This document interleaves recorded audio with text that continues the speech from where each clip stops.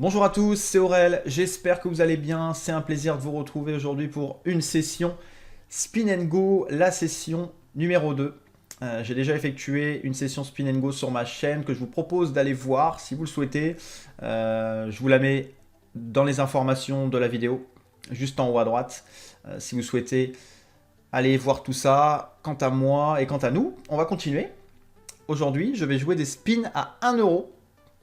Donc tout d'abord, je vais vous donner ma stratégie pour ces spins, hein. Je suis principalement joueur de MTT, donc je joue très rarement des spin and go, voire même jamais, simplement pour l'occasion de cette vidéo, en tout cas aujourd'hui. Et donc, on est parti. Je ne vais pas les lancer en simultané, je vais les lancer une par une pour vraiment détailler, pour vraiment que les personnes, dont les personnes débutantes dans ce type de format, comprennent un petit peu mon point de vue et aussi éventuellement mon mindset, mon processus de réflexion par rapport au spin, euh, qui va être pour moi le même qu'en MTT, même si je sais qu'il y a certaines choses qui ne sont pas du tout les mêmes qu'en MTT. Je vais vous parler rapidement de la bankroll management. La variance est plus importante en spin, on est seulement 3 et on joue énormément de spin à l'heure pour ceux qui jouent les spin and go. Donc niveau mental, il faut être très très bon. Il faut vraiment gérer sa bankroll au maximum. Et je conseille même de jouer, de jouer 300-400 buy-in. Hein, déjà en tournoi, 200 buy-in c'est bien, c'est ok pour ce qui est de la gestion mentale. Mais en spin, c'est compliqué. Voilà. Si vous déposez 100 euros et que vous vous mettez à jouer des 1 euro, ça peut aller très vite. La variance peut être sale et vous pouvez très bien perdre 20, 30 euros comme ça à la soirée. Bon, en général, ça rattrape quand même. Mais vous pouvez aussi terminer avec moins, être totalement négatif, quoi. Et être davantage négatif qu'en NTT ou en cash game. Mais en cash game, c'est pareil, hein. Sauf qu'en cash game, évidemment, c'est une table aussi 6 max. Là, on est sur du 3 max. Donc, du coup, c'est c'est plus compliqué. Allez, on va démarrer. Donc, tout d'abord, ma stratégie, ça va être quoi pour démarrer? La stratégie que je vais mettre en place, ça va être de faire tapis avec les mains déjà faites. Les mains déjà faites, donc toutes les paires. D'essayer de trap. Oui et non. Est-ce que j'essayerais pas de trap avec des mains type. Alors, avec des mains déjà faites, donc de paire de 2 à paire de 10, je vais faire tapis directement. Au-dessus, donc paire de valet, paire de dame, paire de roi, paire d'as. Je pense que je vais essayer de trap. Je sais pas si ça marche. Encore une fois, faut tester. Faut tester en spin, hein, les joueurs, vos adversaires. Il faut voir un petit peu comment ça joue avant de pouvoir s'adapter aux adversaires qu'on a en face de nous. Et je pense que ouais, ça peut être une bonne stratégie. Et puis évidemment, open à 2. Encore une fois, la stratégie de spin and go est très importante. Pourquoi? Car on a très peu de big blind. On démarre avec 20 big blind, il me semble, 25 big blind. Donc tous les jetons sont importants. Toutes les blindes sont bonnes à prendre. Donc n'hésitez pas à faire tapis avec des mains déjà faites. Et à essayer d'attraper vos adversaires, du moins. Pour ce qui est des adversaires trop aggro, essayez de les attraper.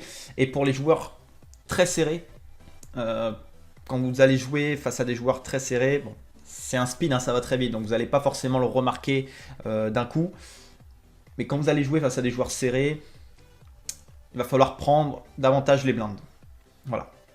Et davantage folder et jouer. Voilà. Bon, c'est pas une surprise, hein. Face à des joueurs aggro, il faut resserrer son jeu, il faut jouer plus tight. Et face à des joueurs tight, il faut élargir son jeu et provoquer et jouer un jeu plus détente. Bon, c'est parti, je vais lancer le premier spin. Donc on démarre tout ça.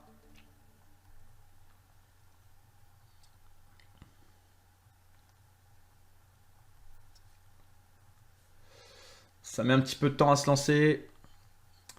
Donc la variance est très importante, encore une fois, ça va être très compliqué d'être gagnant directement en spin, mais surtout il faut gérer il faut gérer la variance. Ne lancez pas des spins à 15-20 euros. Est-ce que j'ai le son du jeu? Non. Alors je vais essayer d'agrandir la table, ça lag un petit peu. Donc là je vais checker, on a le check gratuit. Alors je vais vous mettre la table en grand. Hein. Alors, je vais jouer une table, donc là il met une big blind. Je vais folder gentiment. Toutes les blindes sont importantes, donc voilà, on débute avec 25 big blinds, donc toutes les blindes sont importantes en spin. Donc, ce que je vais faire, c'est que je vais à tout prix conserver mes blindes et ne pas jeter, ne pas balancer mes jetons par la fenêtre, entre parenthèses, ne pas aller open des mains que je n'ai pas open, hein, ne pas aller sur relancer des 3 et 2. Voilà. Vraiment jouer très serré. L'avantage, donc, c'est qu'on est très peu de joueurs. Ce qui est bien, c'est que là, par exemple, on a un price pool à 3 euros. Donc on peut aussi être gagnant comme ça. Si on win les spin and go avec un plus gros price pool, on peut rattraper aussi les pertes. Hein, les pertes, ce qu'on a perdu lors d'autres spin and go. Donc là on joue simplement le 2, on joue aussi les As. Donc là pourquoi il a bet? Il peut avoir bet un petit 4, un petit 3. J'ai pas forcément envie de bluff. Hein. Pareil, il faut bluffer le moins possible en spin. Là par contre j'ai bien envie de tenter un bluff pour arracher un pot qui est très intéressant. Ok, donc là c'est bon, ça passe, j'arrache le pot. Tentez le moins de bluff possible en spin. Tentez le moins de bluff possible. Essayez de repérer les joueurs aggro, les joueurs qui vont vous sur-relancer. Donc là on fait le 9. Je vais le laisser miser au cas où. Il a très peu de rois. Donc là il mise pas, on fait double paire. Ce que je vais faire, c'est que là je vais être obligé de miser. Je vais miser très cher, je vais miser 1.7 dans 2. Pourquoi? Car on a un tirage à carreaux. Donc là tous ces carreaux, il va nous payer avec tous ces carreaux. Donc voilà. Toutes les blindes sont très importantes en spin. On a très peu de blindes, je le redis. Après, il faut essayer de value un maximum. Mais de faire très attention aussi. Il y a des possibilités de trap. Ne pas relancer toutes les mains. Moi je préfère jouer tight et à la fois aggro. Donc voilà, par rapport au fait de bluffer, c'est pareil. Je considère que bluffer en spin, en fait, c'est pas top. On n'a aucun avis, aucune connaissance des joueurs qu'on a en face de nous. On ne sait pas s'ils jouent tight, on ne sait pas si ce sont des joueurs très aggro, on ne sait pas si ce sont des joueurs qui value, qui sont en bluff, si ce sont des joueurs qui peuvent faire tapis avec des mains, complètement mortes, quoi, avec des poubelles. On ne sait pas. Donc là, ça bête très cher. Je vais essayer de rester focus. Donc tout dépend du temps que ça va durer, les spins. Je pense que je vais en jouer 2. C'est tout simplement une vidéo pour vous montrer un petit peu comment moi je les joue, les spins. Après vous les jouez comme vous voulez. Mais pour les joueurs débutants, c'est important de se fixer surtout une stratégie. Si vous avez la stratégie de rentrer dans l'art et d'agresser les joueurs, par exemple là, comme il y a les deux joueurs, comme il y a lui qui a simplement limp, si vous souhaitez relancer ou non, voilà, c'est votre stratégie. Moi je préfère économiser un maximum de big blind, aller voir un maximum de flop, aller voir un maximum de turn. Voilà, donc là on fait quinte, on run énorme. Et là je vais bet un petit 2. Essayer de me faire call. Essayer de me faire call par quoi? Bah là par un as éventuellement. Même si je pense qu'il n'y a pas beaucoup d'as. Donc voilà. C'était senti de toute façon. On ne se serait pas fait payer par grand chose. Même si j'avais fait moins cher. Pourquoi? Parce qu'il y a deux quintes qui rentrent. Il y a l'as et le 7. Donc là comme je suis au bouton, je ne vais pas open. Normalement en tournoi on open au bouton ce type de main connectée. J'open pas en spin. Pourquoi? Encore une fois car les blindes elles sont trop importantes pour moi. Donc je préfère les garder. Sachant qu'il me semble qu'il n'y a pas d'anté sur les spins. Je vais vérifier s'il y a des antés. tout cas, chaque blinde est importante en spin. Hop, ça lag. Le lobby lag. Le graphique des jetons, le plus grand. Hein. La structure. Non, il n'y a pas denté. Voilà. Donc, il n'y a pas denté en spin. Donc, du coup, on peut folder gentiment les mains. On peut conserver ses jetons. En fait. Donc, voilà, c'est ma stratégie. Allez, un petit 7 pour faire quinte. Après, parfois, il faut changer son jeu, hein, comme je vous l'ai dit. Hein, face à des joueurs aggro, face à des joueurs passifs. Il faut essayer de tenter un bluff. Donc là, je vais relancer. Ce que je vais faire, c'est que je vais relancer pour faire en sorte de faire passer un joueur. Ça n'a aucun sens. Ouais, j'aurais pu faire 3,5 comme en tournoi. Là, je voulais simplement faire passer ce joueur-là. Donc là, je joue en heads-up face à Sissi. Qui bête pas, bizarrement. On n'a qu'un tirage quinte. On joue aussi les as, la dame. Je bête un petit 2. Il peut passer. Ouais, il passe. Il passe facilement. C'est étonnant. J'ai hésité à miser. Pourquoi Non, après, c'est un min raise. Hein, c'est pas vraiment. Non, il a limp. Il a limp. Excusez-moi, il a limp, il me semble. Il me semble qu'il a limp.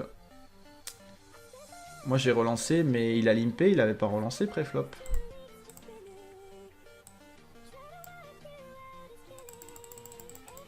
Alors, qu'est-ce qu'il nous avait fait pré-flop? Non, il avait juste limp, donc c'est vrai qu'il n'a pas beaucoup de roi ou de dame dans sa range. Il peut en avoir, mais des petites. Pas de roi ou de dame, de roi ou de valet, pardon. J'avais as-dame, ouais. Il a pas beaucoup de roi ou de valet dans sa range. Alors là, on fait le 8, il met une blinde.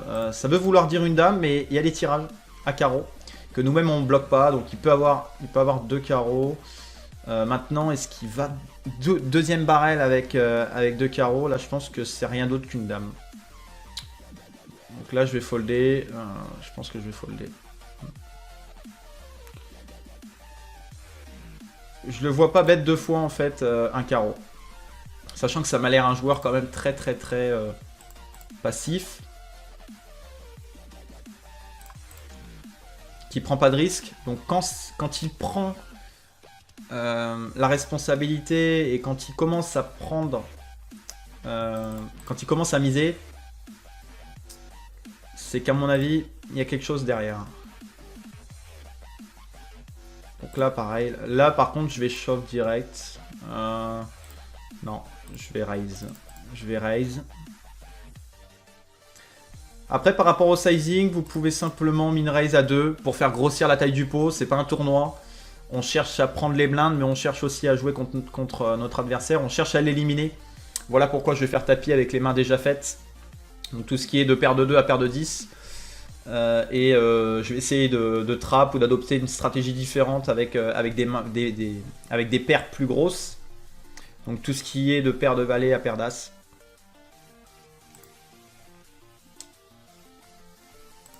Hop, on va checker.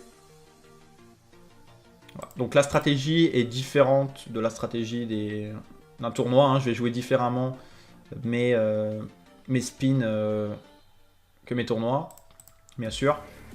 Parfois ça va m'arriver en tournoi de payer pour aller voir. Donc là pareil, en tournoi je relance.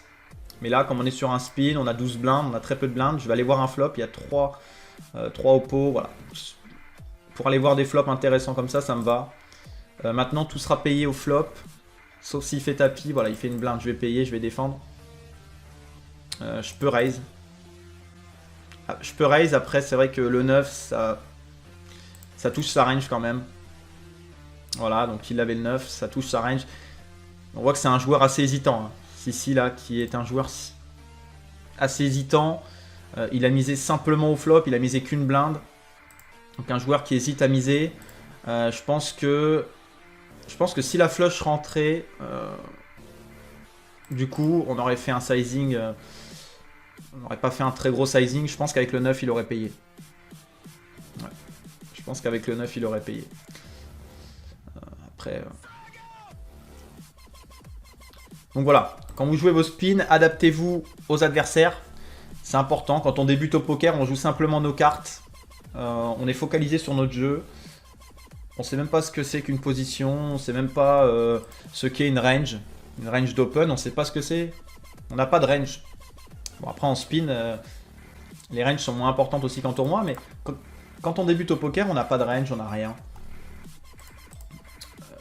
Et c'est important de petit à petit assimiler plein de choses, de comprendre les ranges, après de comprendre les positions, et par la suite de jouer vos cartes en fonction de celle de votre adversaire, en fonction de la range de votre adversaire aussi, parce que c'est important.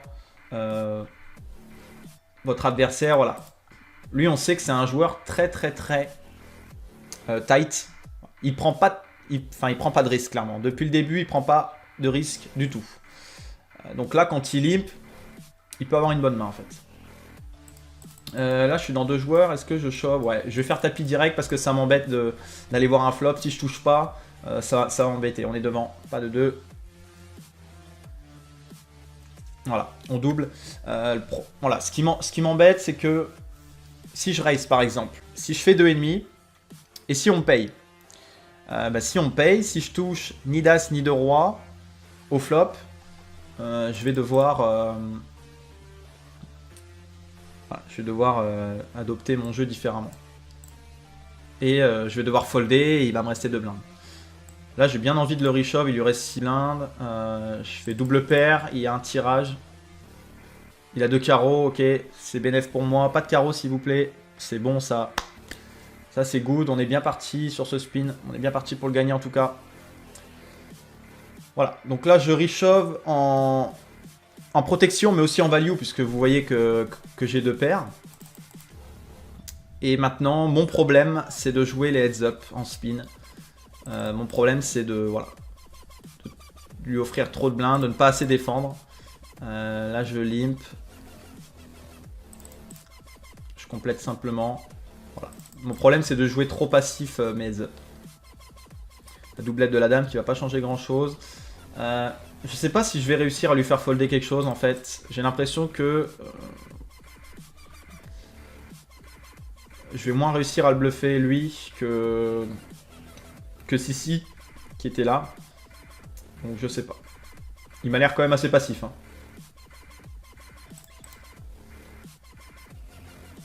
Je suis obligé de payer, ça m'énerve. Clairement qu'il reshove, ça m'énerve, mais il peut reshove aussi des tonnes de mains, type Roi 10, Roi Valet. On a quand même As-X. As-X, c'est très fort en heads-up, en bataille. Bon là, il a 2 As, donc c'est mort. Allez, un carreau. Oui! Le carreau! Ah, on chatte quand même. Là, on chatte très fort.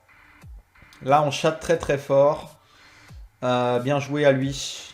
Ouais, c'est rare. Hein. C'est rare que la variance, elle soit autant présente à mes côtés. Donc voilà. Parfois, ce sera l'inverse. Hein. Ça nous arrive aussi. Là, vous pouvez le dire. Hein. Dans les commentaires de cette vidéo, vous pouvez le dire. T'es un chatard. Là, sur ce coup-là, j'ai été un gros chatard. Vous voyez pas évidemment tout ce qui se passe à côté en tournoi, tous les bad beats, mais pour le coup, là, je l'ai chaté ce spin. Donc, est-ce que j'en refais un? Allez, je vais en refaire un petit dernier. C'est vrai que ça dure assez longtemps. Donc là, voilà, dans un spin à 1 euro, on prend 3, donc ça veut dire que on s'autorise à perdre les 2 prochains. Après, c'est la variance qui décide. Hein. Mais voilà, c'est comme ça en fait que vous allez devenir gagnant sur le long terme. En économisant vos blindes, en jouant les mains, en faisant tapis les mains déjà faites. Bon, bien sûr, pas en chattant comme ça. Hein. C'est sûr que ça m'embête de payer un mec qui me reshove. Mais en même temps, il avait la moitié de mon stack. Donc si vous voulez, je suis obligé de payer avec une main comme ça. La probabilité qu'il ait 2 As, elle est très faible. Il peut très bien reshove, il peut très bien faire tapis avec une main type Roi Valet, Valet 10, une main suitée aussi, un connecteur suité type 9 et 10. Voilà, il peut faire tapis avec ça. Pareil pour ce qui est des sizing d'open, je sais pas du tout comment open. Là, j'open comme en tournoi à 2,5. Peut-être que je devrais open à 2. L'objectif en spin, c'est encore une fois de faire grossir les pots. On a très peu de blindes. 2 blindes et demi, c'est énorme. Hein. Ça fait pratiquement, pour ne pas dire de bêtises, je sais plus compter. Ça fait 10-15% de notre stack. Donc allez-y, vous, en tournoi, à ouvrir une main à 10-15% de votre stack. Allez-y. Ça voudrait dire que vous débutez le tournoi avec 100 big blinds. Vous êtes au bouton. Vous avez As-10 suité et vous faites un open à 15 big blinds. Voilà, c'est incroyable. Là, je joue la dame. Je jouais aussi les valets, les as. Bon, maintenant, est-ce que je peux bluffer river? C'est étonnant quand même qu'il est bête tout le long. J'ai l'impression qu'il a le 10. Et j'ai l'impression qu'il va pas le lâcher. D'accord, il était en bête. Ouais. Il était en bluff un peu. Donc là, pour le coup, je m'y attendais pas du tout. Voilà, donc ça, c'est un joueur qu'on va très vite aussi repérer, puisque, encore une fois, si vous êtes débutant, vous n'allez pas le voir. Vous n'allez pas le voir, puisque vous n'allez pas avoir l'expérience et la technique. Je dis pas que j'ai une technique de professionnel, mais j'ai une technique plus avancée en fait que quand j'ai débuté dans le poker. Quand j'ai débuté dans le poker, je voyais pas en fait comment jouer mes adversaires. Je regardais simplement mes cartes et après je faisais pas attention aux autres. Là en fait je remarque que le joueur à ma gauche ici, j'ai l'impression, hein, puisqu'on peut pas se focaliser encore une fois sur un échantillon de 2 mains. Hein. J'ai joué 3 mains contre lui, donc je peux pas... J'ai l'impression que c'est un joueur qui va miser quand il va rien avoir, qui va essayer de prendre le pot, et qui va être en mode check-check quand il va avoir quelque chose, pour essayer de m'attraper.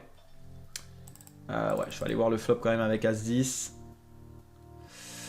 Là, il faut que je mise quand même assez cher. Pourquoi parce que maintenant, les valets ont tirage, les 6 ont tirage, et les carreaux ont tirage aussi. Là, je vais min raise. Je vais faire grossir la taille du pot. Le problème, c'est que maintenant, quand il colle, en fait, on n'a pas d'indice sur sa range. Il peut avoir des rois dans sa range. Donc voilà pourquoi je vais folder ici. C'est beaucoup trop cher. 2 blindes dans 4. 50% pot, tout ça pour aller chercher un as. C'est pas intéressant. Donc voilà, si vous débutez dans les spins, pour les joueurs déjà assez avancés, regardez vos adversaires à chaque fois sur la table et adaptez-vous. Allez, là je vais raise, on est à tapis. Allez, As-Dame contre As-Valet, on est devant. Faut que ça tienne. Oui. Attendez, je reviens. Je reviens dans 2 petites secondes. En pleine vidéo. Il quitte la table en pleine vidéo.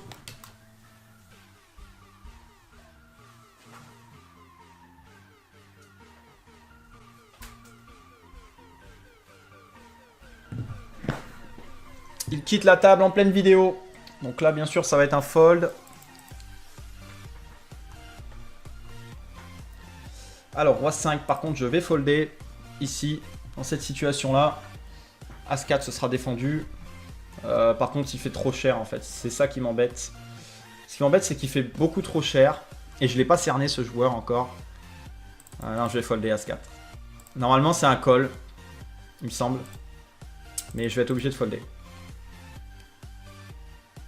Peut-être qu'il est en tilt. Hein. Là, ça peut vouloir dire... je te trappe. Donc là, je vais pas raise all-in, en fait. Puisqu'il peut m'avoir attrapé. Par contre, ouais, il faut que je raise. J'ai pas fait attention. Là, je suis obligé de raise. Il y a 3 trèfles. Je bloque pas les trèfles. Donc la probabilité qu'il ait un trèfle, elle est très forte. Je pense pas qu'il en avait, puisqu'il aurait tout le temps payé avec un trèfle dans les mains. Donc encore une fois, adaptez-vous à votre adversaire, adaptez-vous aussi par rapport à vos cartes et vos ranges, mais adaptez-vous aussi par rapport au board. Si vous avez un board ultra connecté, monocolore, que vous bloquez rien et que vous avez top pair, voilà, si le mec il bet très petit, n'hésitez pas à relancer. Vraiment. Hein, c'est ce qui va vous faire prendre plus de jetons après sur le long terme. Car les jetons sont très importants, je le redis. En MTT, ils sont très importants aussi. En cash game, ils sont très importants. Mais en spin, il n'y a que le premier qui gagne. Le deuxième, il prend rien. Donc, en spin, il faut être premier. Et pour être premier, il faut Il faut exploiter ses adversaires. Là par contre ça me fait peur. Il fait 4 big blinds, j'ai top pair, je peux pas fold en fait. J'ai peur qu'il ait un roi hauteur... qu'il ait un roi meilleur. J'ai l'impression qu'il a... C'est dur de passer top pair ici, mais je le fais. Ouais, c'est chaud. En fait, j'ai du mal à le cerner, j'ai du mal à savoir si c'est un joueur agressif ou pas. Est-ce qu'il peut encore faire ça avec des pics? Je vais être obligé de passer.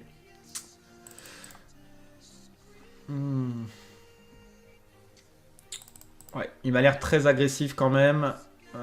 Est-ce que j'aurais pas dû faire tapis avec le roi tout à l'heure? Maintenant on passe à autre chose bien sûr, il faut pas se rappeler d'un coup 2 heures, sinon on n'avance pas. On est déjà passé à autre chose. Là on a un tirage, donc ce sera all-in. On a 2 blindes, ouais, je vais faire tapis directement, je joue 37%. Le truc c'est que... c'est qu'on prend 3 blindes en fait, s'il passe. Et s'il paye, on a 40% pratiquement. S'il paye, on a 40%. On joue tous les trèfles du paquet.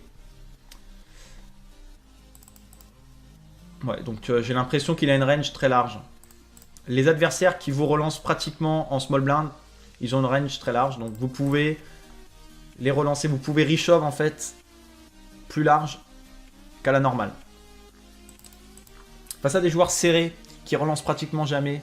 Voilà, là vous voyez que sur tous les flops en fait le mec il mise. Donc face à des mecs très serrés qui misent jamais, les fois où ils vont miser, là il va falloir faire très attention. En revanche, face à des joueurs comme ça, trop aggro, voilà, qui relancent toutes leurs mains, là j'ai un as par exemple, je fais tapis. Hein. Et encore plus avec 5 blindes. Là j'ai un as, je fais tapis par-dessus. Donc là 9 et 10 par contre c'est tapis, hein. On a 4 blindes, 9 et 10 c'est une main, c'est un connecteur donc c'est fort. Ça c'est une main poubelle. 9 et 10 c'est meilleur que Dame 3 off pour moi. 9 et 10 a plein de possibilités, Dame 3 off, voilà c'est une dame avec un kicker horrible. Voilà donc il bet tout le temps. Hein. Là pareil, je fais tapis, A6 là, avec 4 blindes. Il a roi 6, il paye large. Il va le gagner celui-là. Voilà. Il la win, bravo à lui. Donc qu'est-ce qu'on a vu aujourd'hui dans cette vidéo? On a vu les différents types de joueurs contre lesquels on pouvait jouer. Et ce qui est bien, c'est que dans ces 2 spins, on a vu tous les types de joueurs. On a vu les joueurs aggro, on a vu les joueurs passifs, on a vu les joueurs tight, on a vu les joueurs qui bluffaient quand ils avaient rien et qui misaient quand ils avaient... enfin non, qui misaient quand ils avaient rien, donc qui bluffaient quand ils avaient rien. Et qui hésitaient à miser quand ils avaient top pair pour essayer de nous attraper ou d'attraper les autres joueurs. Donc on a vu que le niveau aussi des 1 € est très faible sur PokerStars, quand même. Hein. Si vous formez un minimum, si vous regardez des vidéos stratégiques de joueurs pro, vous pouvez progresser. Et même pour les joueurs de MTT, même pour les joueurs pro de MTT, vous pouvez monter une bonne bankroll en spin and go. Je pense que c'est faisable. Évidemment, il ne faut pas en jouer un seul, il faut en jouer... allez, au début, vous pouvez en jouer 4 en même temps. Pour les débutants, il faut essayer d'en jouer 2 en même temps pour démarrer. Jouez-en qu'un seul au début, puis après commencez à multitabler. Et faut essayer de passer sur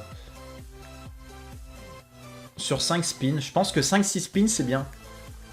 On est 3 par table, hein, donc c'est pas comme en tournoi, il faut pas jouer 12 spins en même temps, ça va être compliqué à gérer.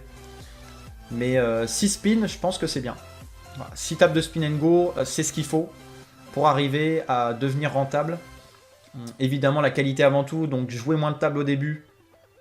Et après, il faudra faire du volume, quoi qu'il arrive. Pour démarrer, vous pouvez faire du volume en jouant moins cher, en jouant les plus basses limites. Il n'y a pas la limite 50 centimes, malheureusement, sur PokerStars. C'est un peu embêtant. Parce qu'on ne peut pas dire de démarrer qu'une bankroll de 50 € à jouer les 50 centimes, donc à jouer par rapport à la règle de bankroll management sans buy-in. Même si pour jouer les 50 centimes, je vous conseille plus 150 € que 100 € pour être un peu plus large. Mais vous pouvez démarrer. Si vous avez une possibilité de recap en fait.